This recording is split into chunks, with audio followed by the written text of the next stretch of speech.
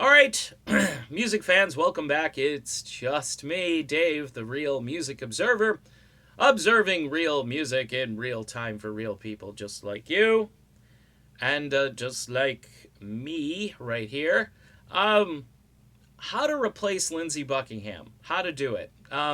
It's really, really hard to do. A lot of fans of Fleetwood Mac, what I call the true hardcore fans, uh, are pretty upset with Mike Campbell. First of all, they're upset that someone out there thought that Mike Campbell would be a good replacement for Lindsey. Keep in mind they had to use two guys because they had to have one guy who could sing, and that was Neil Finn, and then they had to have one guy who could play lead guitar, and that was Campbell.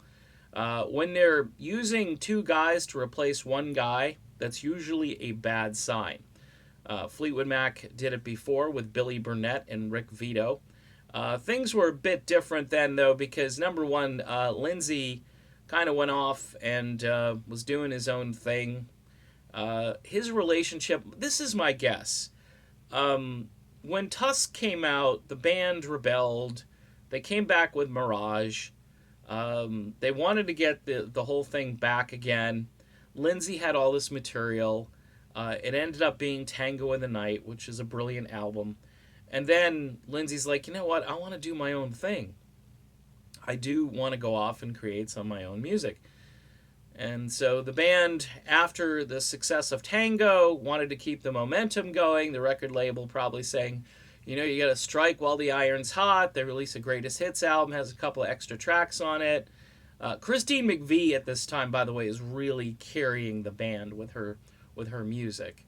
Her songwriting, I think, on both the extra, I'm trying to think, As Long as You Follow was the song that came out off the greatest hits that did really well. And then Save Me on Behind the Mask. And then that was it, by the way, for chart success. Save Me was really the last tune that went top 40 back in the days. Peacekeeper and those songs. They made the adult contemporary charts and some what I call hot adult contemporary and mix radio stations, and did well, but it wasn't like the pure top 40 formats of the past. So the band obviously, I think, had a history without Lindsey, but it wasn't, it was a Christine McVie and friends kind of thing. Stevie's output during that time period was really wasn't impressive. And Lindsey gets back, and I think uniting everybody and getting that crazy manic chemistry, not the casual stuff, but the but the real hardcore chemistry back is what fans want to see. So when they see Mike Campbell on stage, they're thinking, here's a guy who's a slouchy guitar player, and he just kind of slinks back and doesn't have that fire and passion. He'll go off in a corner somewhere and jam, and this is his role. This was his role in the Heartbreakers. Different band. The Heartbreakers were kind of like equal players. No offense to Fleetwood Mac fans, but Lindsey is the best musician in the band by far. I would say Lindsey. Then second, probably Christine McVie in her heyday, John McVie, and then Mick Fleetwood, and then Stevie Nicks. Sorry.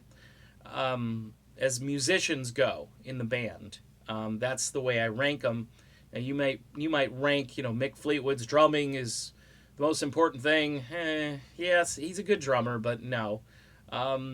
Lindsey is and was the star of that band as far as the musician who's driving everything. His guitar playing can't be replaced. And you throw this guy into a role who's got a different style, then you have a singer who's got more of a pop-oriented vocal.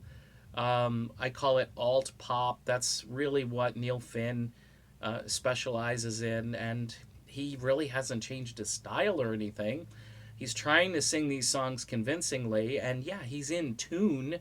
But it's not just replacing Lindsey's vocal. It's replacing the style of guitar playing, which I don't know of anybody else out there who plays guitar like this guy.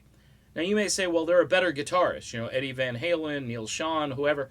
Yeah, but their styles are just so different, and I think if you plug them in, they could play their style in the group, and you'd still be saying, no, this doesn't sound like Fleetwood Mac. And that's why a lot of Fleetwood Mac fans are having real issues with Mike Campbell.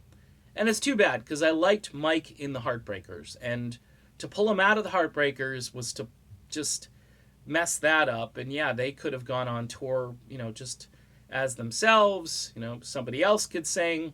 Like I say, they want to get Roger McGuinn out there. I'm kind of all for that. I don't know if he would agree to that. But the bottom line is you just can't replace this technique. You can't replace it. And the energy and the passion, even the facial expressions and what Lindsey does on stage, you can feel the emotion.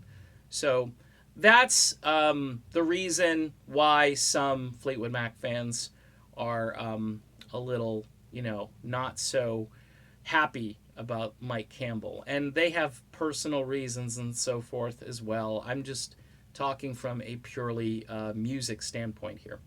Okay, done with this video. Explained. I'll be back with more. I got more Fleetwood Mac stuff coming.